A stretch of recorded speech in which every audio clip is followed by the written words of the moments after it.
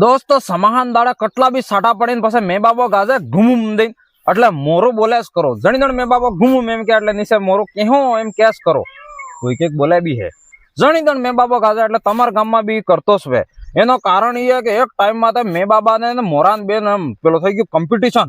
મેં બાબા કે મો મોટો ભાઈ હું એમ મોરો કે મો મોટો સબ થકી મો મોટો એમ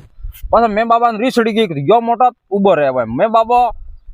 વરોના વરો સાટાસ ને પડ જા આટલો કાળ પાડીને કયો કે સાપ ધરતી પૂરી સૃષ્ટિ ખતમ થઈ ગઈ કોણે બચ્યું જ ને પાણી વગર સબ મરી ગયો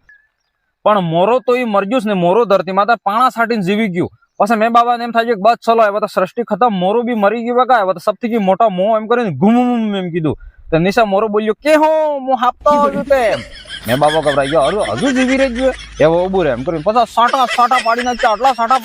સાટા પાડજા કે પૂરી સૃષ્ટિ તણાવવા માંડી ગઈ રોકડા જમીન જાયદાદ 11-12 મન તો સબ તણાઈ ગયું કોણે બચ્યું જ ને. પછી મેં બાબા એમ થાય કે હવે તો મોરું બી મરી ગયું વગા એમ કરીને પછી ફરી બોલ્યા મેં બાબા ઘૂમ તો નિશારીને મોરો કે હો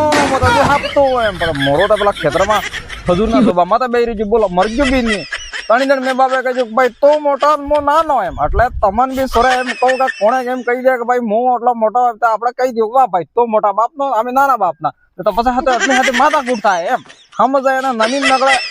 નમે એને ગમે એમ નમીન નકળે તો દુનિયામાં જીવી જવાને તો બધા ટક્કર લેવા ગયા બધા ખબર ટકરાઈ ગયો જરાક એમ એટલે નમી જવું બરાબર એમ એવું કોઈક જરૂર પડે નમી જવું એમ.